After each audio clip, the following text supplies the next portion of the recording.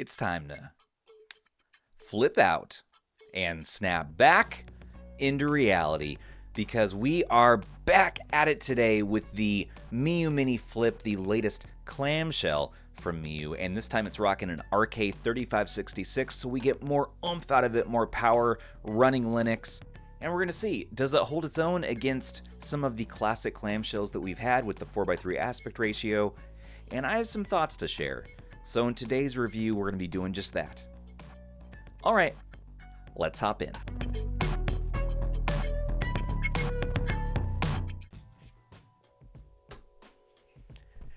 Yes, that's right.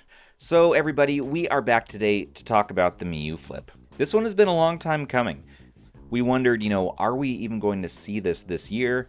But finally, here it is, 2025, and we do have a Miyoo Flip. Now, timing-wise, it came out a bit later than the 35XX SP by what, a year or so? And so the SP had time to really just become the king of 4x3 clamshells here. In times past, we gave that award to the V90 from PowKiddy. And don't forget our 16:9 options. But you know what? The Flip here has always been on my mind as something that I'm really looking forward to. Just that you're taking, basically this formula and adding it to sticks. Now, this is a flimsy little screen protector. Not a bad case, although with clamshells, again, you don't too often need one. Yeah, that's not going to do it for me. I would just throw that away. The first thing that came to me when I got the Flip was, unfortunately, just how bad the hinge is, at least on this unit or in this batch. Some people say they enjoy the hinge on this. So it has this like two-tier system. I mean, it's satisfying, right? Loud, but it's very harsh. So you're getting that nice audible tactile feel, but it almost feels like it's gonna snap. And it's just too tight. I need to get in there and loosen that up. I do appreciate that you can have two-stage system here, and it's not really that wobbly, but it does wobble a bit, more than I'd like for it to be that tight. And it even goes all the way back flat, which is cool. Second thing, the buttons, at least from memory, felt very much like the 35XX SP, so they're going to be this very quiet, not clicky, but yeah, it's kind of like it's a quiet, soft, clicky feeling is what it is here. Take a listen.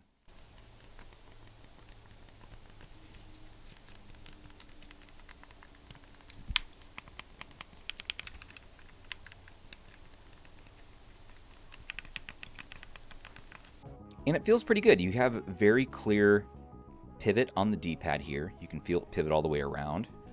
And on the face buttons, I mean, that just feels good. Very, of course, almost no travel.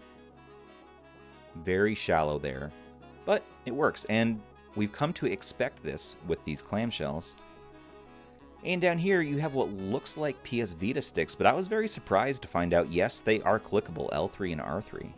I like that, and they're smooth. We don't get joystick grind that I'm noticing. They're a little tight, so you pull it out, it's going to snap back to center real quick. And so if you really need precision, you can do it, but it is going to snap back real fast. We got mushy rubber membrane start and select. Also kind of a soft clicky though. Volume up and down on the left, micro SD card on the left, micro SD card on the right, and power button on the right. We have our LEDs right there, and this has one mono front firing speaker. We also do have a 3.5 headphone out the bottom and a USB-C out the bottom. As far as specs go otherwise, we're looking at a Cortex A55 1.8 gigahertz. Screen is a 3.5-inch IPS display at 640 by 480. RAM comes at 1 gigabyte in here. This is running, of course, Linux. It does have Wi-Fi built in, both 2.4 and 5G. And the battery is going to be a 3,000 milliamp hour battery at 3.7 volts. Sensor, it does have a vibration motor, and I was excited to see that. When I first used it, it felt good, and I'm like, great, I like having rumble if we have it. It's also nice and lightweight, not too heavy. 168 grams on that Flip, compared to, I believe the SP is heavier, just by feel alone. Yep, 198 grams. So you are getting both a faster system and a lighter weight system with the Flip.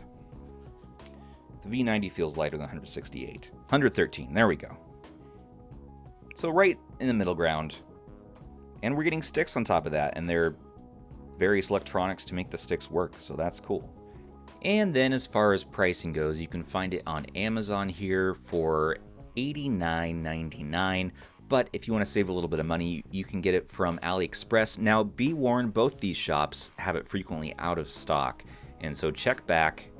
Now, you can also pick this up other places like Go Game Geek. I have one on the way from Go Game Geek shortly. Also, Mech DIY is another option, so check back there as well.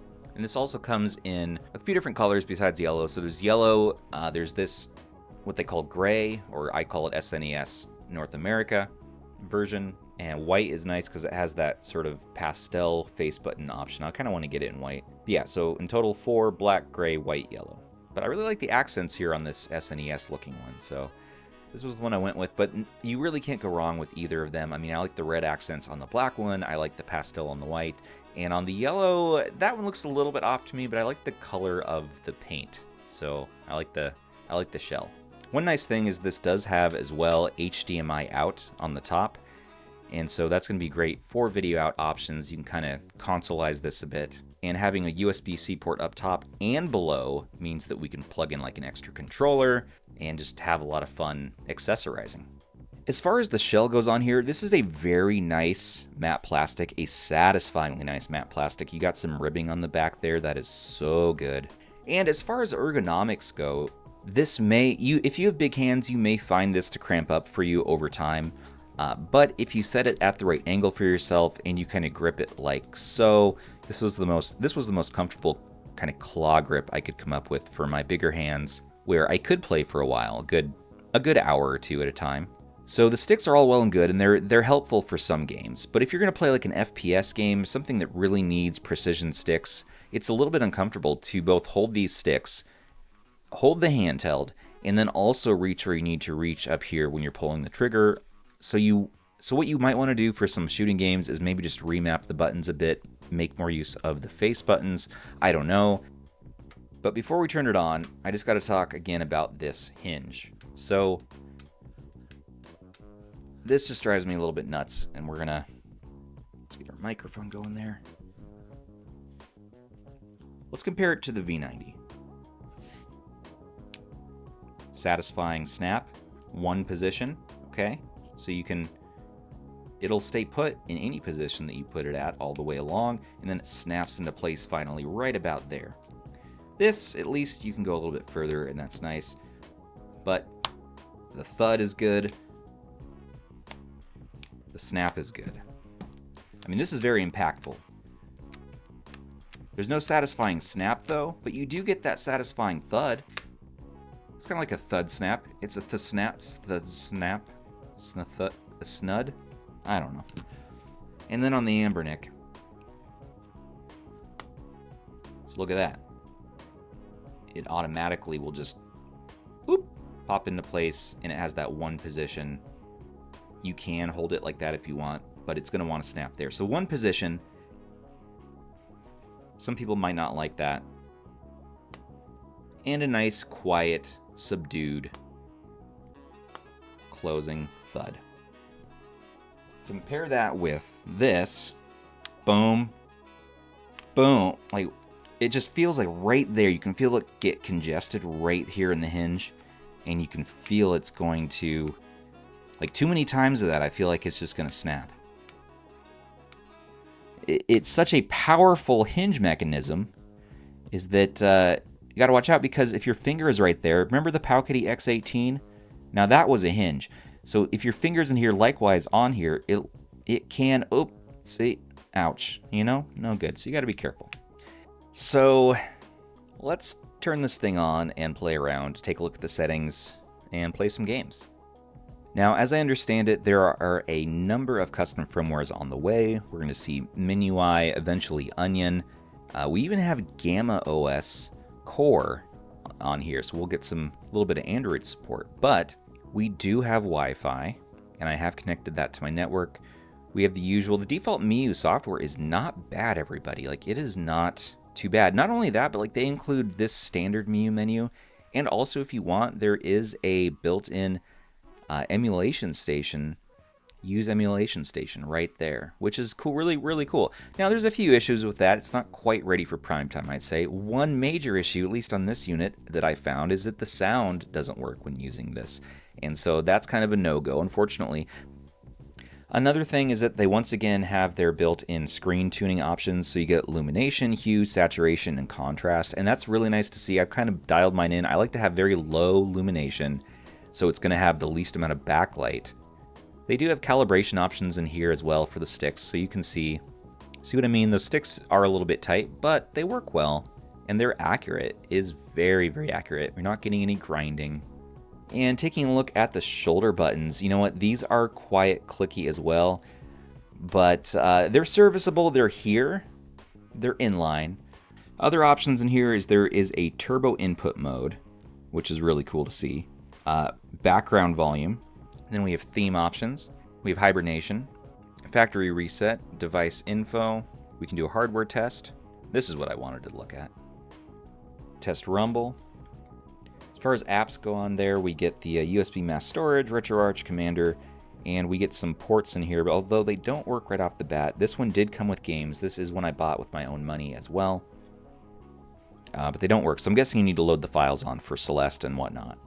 There's an ebook reader. There's also the files here for Balatro, but again, I don't think it's going to work.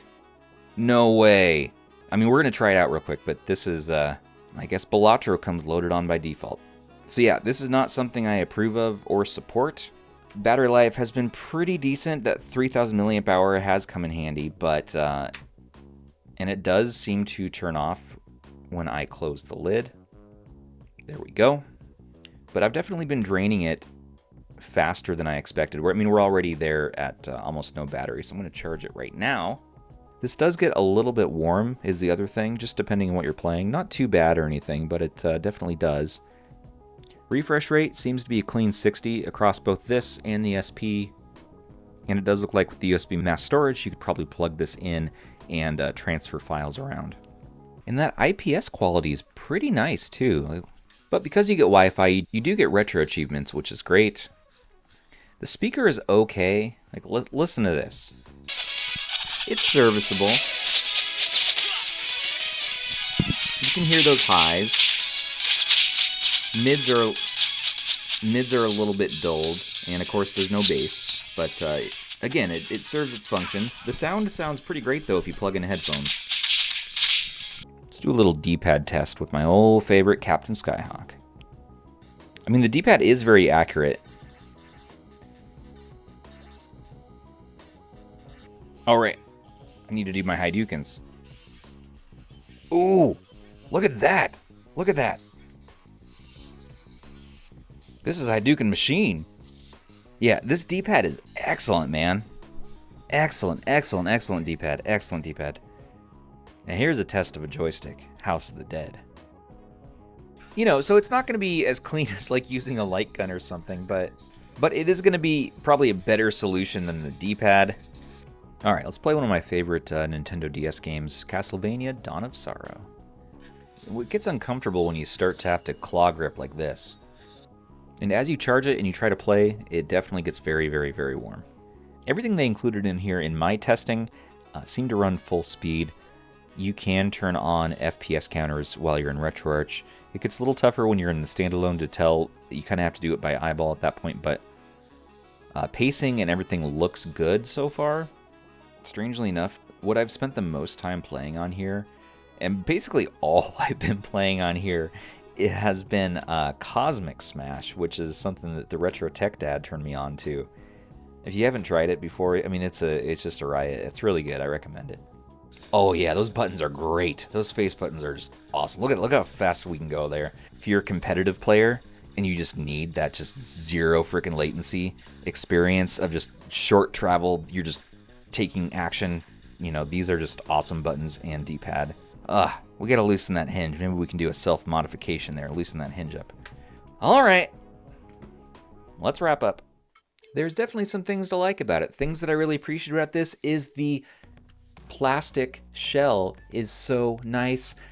I really like the feel of that. Having the power, again, of the RK3566 in such a small form factor. This has to be the smallest form factor I've even seen for this chipset. I also really like the buttons on here. So the D-pad, it is a very good pivotable D-pad. It works so well in Street Fighter and in Captain Skyhawk. The face buttons equally so good, especially for platformers, having that short travel and just very satisfying. Not loud, soft, clicky action there. Worked so well in like Mega Man. And the sticks in like Cosmic Smash comes together really nicely. Playing something like House of the Dead or a first-person shooter or like Perfect Dark or something, these aren't going to be the best. They're just there function-wise as an additional, there you go. You get some joysticks. That's cool. Start and select are fine. These top buttons get a little bit uncomfortable to reach if you're using those joysticks. They're fine, they're inline, they're quiet, they don't really get in the way. That's nice. I like that you can also output to HDMI, so you can do an external display there. You can consoleize this. Having two USB-C ports, one on top, one on bottom, is awesome as well. Having two micro SD card slots also is great. One for the OS, one for your ROMs if you want. You can really go crazy there. Volume up and down, having a physical button for them is nice. But the things that I do not like that drive me nuts on this thing that are kind of deal breakers are, oh man, this hinge. This is probably the worst clamshell hinge I've ever experienced. This is just tight, crunchy, it's very strong and you'll catch your finger on it, so be careful. It's just, yeah. Another thing that I didn't like is this one mono front firing speaker. This was a very weak speaker. It didn't sound very good. You get a little bit of treble in there, and that's pretty much it. You're not getting much of the body of the sound of the game you're playing. Sounds so much better on the mono speaker here on the SP. You're getting more of that mid-range, more of that bass thud. Yeah, this sounds good. Even the stereo speaker clamshells, sound solid, but this is probably one of the worst speakers I've heard from a Miyoo device. The software is no frills in here. I like that it comes with two operating system options. I didn't show you Emulation Station today. It looks good. It's your standard Emulation Station, but it doesn't have box art scraped or anything, but it's nice that they have it. Sound doesn't work, so the default's good. We're going to wait and see what we get for custom firmware, though. Stay tuned for that. We'll be sharing more on our channel soon. Yeah, the IPS display in here was nice and definitely held its own, even though it's a little bit of a greenish tint, but it worked well. And for the price, about 80 bucks. Pretty solid price for an RK3566 and a clamshell at that. And this is so damn pocketable. And the best reason I think to get this would be just so pocketable. That's kind of my thoughts today. I'm going to wrap up here. Thank you. I want to know your thoughts in the comments below all about the Miyoo Flip. What do you think? And I want to thank you so much for watching. Don't forget to like, comment, and subscribe to stay in the know for all of your favorite retro handhelds. And once again, a special thanks to all of you channel members, patrons, and subs. We could not do any of this here without you and your support. Perks with us start for as little as $3 a month. Join us in the Discord to chat and play games. And join me on the next video where we're going to be talking all about the AYN Odin 2 Portal. And look at that, we even got the list updated, finally. Finally! Dang it, Stubbs. Until the next time, this has been Stubbs with RH. Take care of those handhelds, everybody, and each other. Bye.